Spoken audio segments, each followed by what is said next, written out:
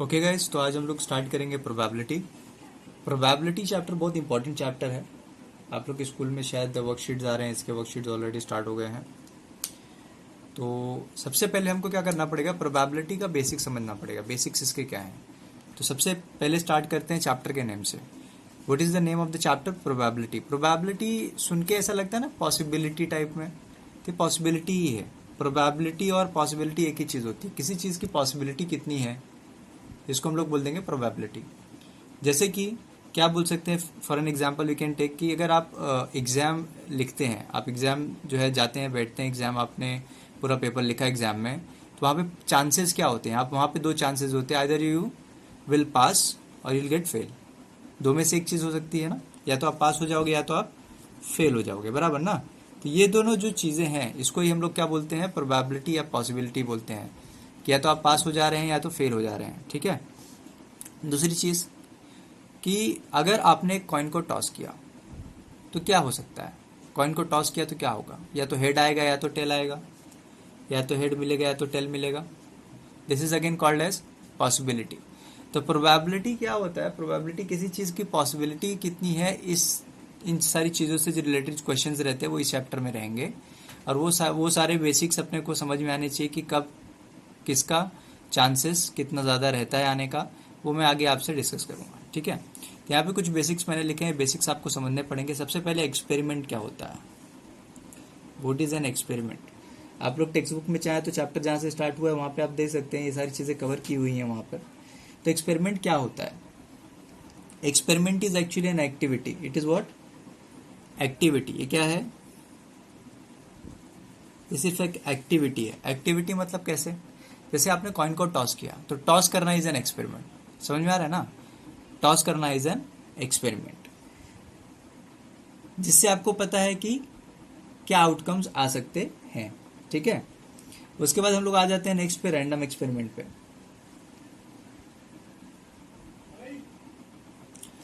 Random experiment और experiment ये दोनों बहुत ही कंफ्यूजिंग है। ये दोनों चीज़ें आप याद रखिएगा कि दोनों के बीच का आपको डिफरेंस समझ में एकदम आना चाहिए। तो कोई भी आप एक्टिविटी करेंगे तो that is an experiment. But आप जब कोई एक्टिविटी करते हैं, आपको एक्टिविटी करते हैं, तो आपको पता तो है कि क्या आ सकता है, लेकिन वो क्या आएगा वो आपको मालूम नहीं है। फॉर एन एग्जाम्पल, आपको नहीं समझा ये चीज़, समझिए इसको। रैंडम एक्सपेरिमेंट का मतलब है कि आपने कॉइन को टॉस किया। कॉइन को टॉस करना क्या हो गया? एक्सपेरिमेंट हो गया। एक्सपेरिमेंट हो गया ना। कॉइन को टॉस करना क्या हो गया? एक्सपेरिमेंट हो गया। ठीक है। कॉइन को टॉस करना एक्सपेरिमेंट हो गया। अब कॉइन आप जब टॉस कर रहे हो एक, तो आपको क्या आएगा? या तो हेड आएगा या तो टेल जाएगा। तो हेड और टेल पता तो है कि हेड और टेल ही आ सकता है, लेकिन हेड आएगा कि टेल आएगा वो आप श्योर नहीं हो। Then it is called as random experiment. Confusion clear हो गया? एक्सपेरिमेंट और रैंडम एक्सपेरिमेंट में, random experiment is an act, जो आपने किया, टॉस किया, दैट इज एक्सपेरिमेंट। बट अपने को पता है कि हेड आ सकता है, you will either get head और tail, but you are not sure ना कि which one you will get. That is called as random experiment. क्या बोलेंगे इसको? रैंडम एक्सपेरिमेंट बोलेंगे। इसके आगे आता है सैंपल स्पेस। अब सैंपल स्पेस क्या होता है? सैंपल स्पेस बहुत सिंपल है, समझिए। हेड और टेल आपको आने के चांसेस हैं। तो अगर आपने एक कॉइन टॉस किया तो आपके पास पॉसिबिलिटी है कि या तो हेड आएगा या तो टेल आएगा। यही आपका क्या हो गया? सैंपल स्पेस हो गया। और सैंपल स्पेस को हम लोग एस से रिप्रेजेंट करते हैं। किससे रिप्रेजेंट करते हैं? एस से रिप्रेजेंट करते हैं। और इसके अंदर जो लिखे हुए हेड और tail, these are called as element. पता है ना, कर्ली ब्रैकेट्स, सेट चैप्टर आपने पढ़ा होगा। सेट चैप्टर में हम लोग कर्ली ब्रैकेट यूज करते थे। तो उसमें बोला जाता था कि ये जो अंदर लिखे हुए रहती हैं वैल्यूज या फिर कुछ भी अल्फाबेट्स लिखे हुए, these are called as elements of set. क्या बोलते हैं इसको? Elements of set. तो यहाँ पे सैंपल स्पेस क्या बताता है कि क्या क्या पॉसिबिलिटीज आ सकती हैं। ठीक है। क्लियर हो गया? पहला एक्सपेरिमेंट यानी कि एक्टिविटी हुआ, वो एक्सपेरिमेंट हो गया। पता है कि क्या आ सकता है, लेकिन क्या आएगा नहीं पता है, that is a random experiment. अब जो पता है कि क्या क्या आ सकता है उसको आपने कर्ली ब्रैकेट्स में लिख दिया, that is called as sample space.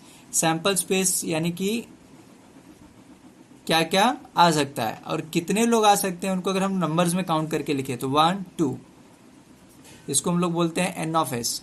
N of S मतलब this is called as cardinal numbers. अगर आपको याद होगा सेट चैप्टर हम लोग करते थे, एन जब लिखते थे तो हम लोग बोलते थे it is a cardinal number. ठीक है। तो यहाँ पे एन ऑफ एस मतलब number of sample space. Sample space के अंदर कितने एलिमेंट्स है वो आपको लिखना, दैट इज 2। क्लियर हो गया? 1 2 3 तीन चीजें अच्छे से क्लियर हो गई। नेक्स्ट पे आते हैं event. What is an event? Event actually sample space के अंदर से एक वैल्यू निकालनी होती है, उसको हम लोग बोलते हैं इवेंट। जैसे कि क्या बोला है, मैंने बोला कि suppose one coin is tossed, one coin is tossed, तो आपको सैंपल स्पेस मिल गया। फिर मैंने बोला कि suppose one coin is tossed so that we will get head only, ठीक है, सिर्फ हेड चाहिए उनको, तो हेड आने के चांसेस क्या है, एक ही है, तो ये आपका इवेंट हो गया, ठीक है। तो सपोज ये इवेंट है, तो किसी भी इवेंट को हम लोग सैंपल स्पेस को ऐसे रिप्रेजेंट करते हैं, और इवेंट्स को हम लोग A B C D E F G H कुछ भी रिप्रेजेंट कर सकते हैं, ठीक है। तो A is a event of getting head, तो A is a event of getting head, तो हेड आ गया। तो आप देख सकते हैं ना कि ये एच जो है वो इसका सबसेट है।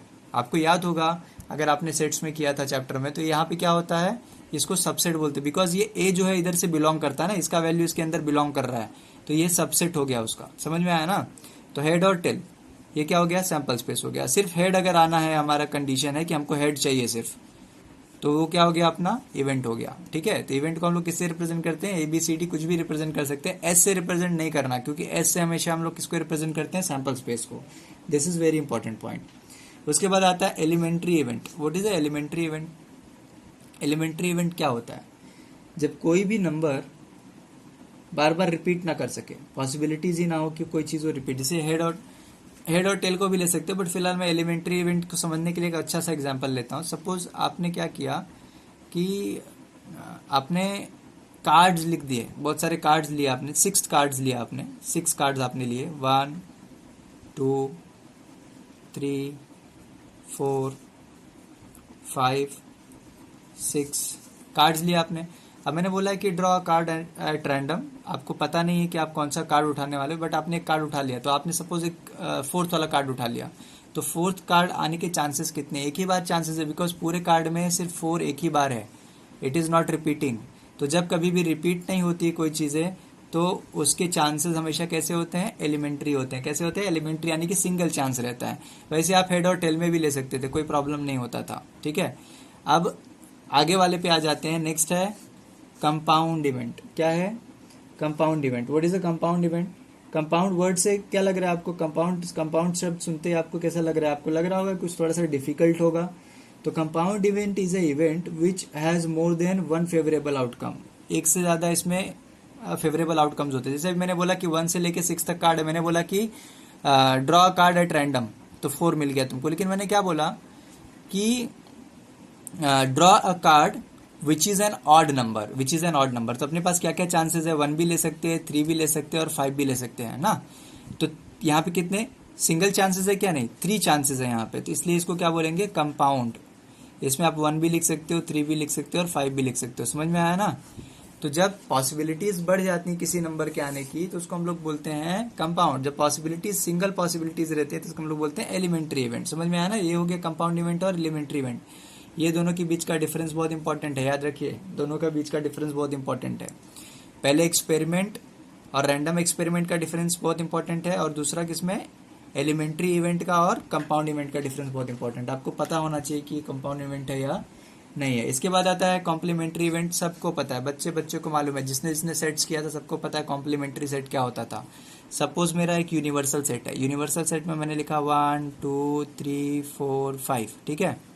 तो यहाँ पे हम लोग यूनिवर्सल सेट को क्या बोलते हैं, एस बोलते हैं, यानी कि सैंपल स्पेस बोलते हैं। फिर मैंने बोला कि suppose A is a event, A is a event, अभी इवेंट का बात किया था ना, A is a event of getting odd numbers, तो हमने लिखा 1 3 5।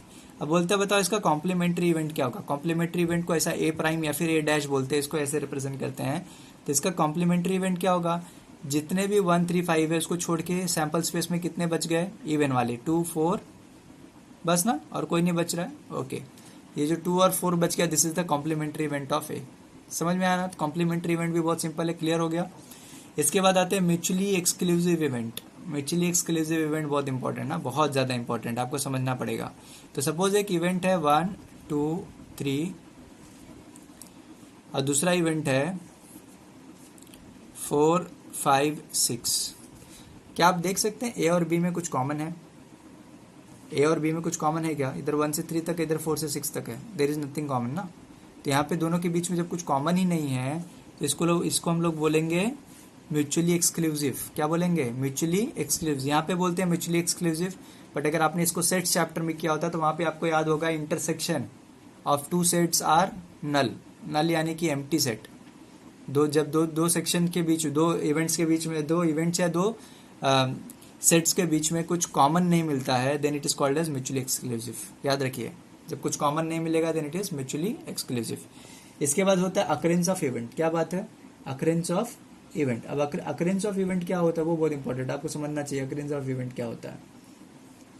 तो an event occurs when the outcome of an experiment satisfies the condition mentioned above, ठीक है, या फिर मेंशन्ड इन द इवेंट। अगर कोई भी इवेंट है, वो जैसे मैंने बोला कि भाई 1 से लेके 6 तक के नंबर्स है, 1 से लेके 5 तक के नंबर, सपोज 1 से लेके 5 तक के नंबर्स है। मैंने बोला कि बताओ ऐसा कोई इवेंट जो 6 या 7 हो या फिर ग्रेटर देन 5 हो, तो इसमें आएगा क्या? ये आएगा ही नहीं। तो जो चीज इसमें नहीं आ सकती है उसको अकरेंस ऑफ इवेंट में नहीं ले सकते। ऐसा इवेंट जो इसके अंदर से ही आंसर ढूंढे। अगर मैंने बोला कि find out even numbers from this, तो 2 4 आपने लिखा तो then it is occurrence of event. क्या हो गया? ये अकरेंस ऑफ इवेंट हो गया। समझ में आया ना? This is called as occurrence of event. अगर इसमें वैल्यू, इसकी जो भी इवेंट की वैल्यू आपको रिक्वायर्ड है वो सेम वैल्यू अगर सैंपल स्पेस में आपको मिल जाती है then it is called as occurrence of event. इसके बाद आता है फेवरेबल आउटकम। फेवरेबल आउटकम भी सेम है। फेवरेबल आउटकम में ज्यादा डिफरेंस नहीं। The outcome which ensures the occurrence of an event is called as favourable outcome. तो कभी भी जो चीजें इंश्योर करती है, कोई भी इवेंट जो इंश्योर कर देता है कि भाई हाँ ये चीजें पॉसिबल हैं, तो उसको हम लोग क्या बोलेंगे? अकरेंस ऑफ इवेंट बोलेंगे।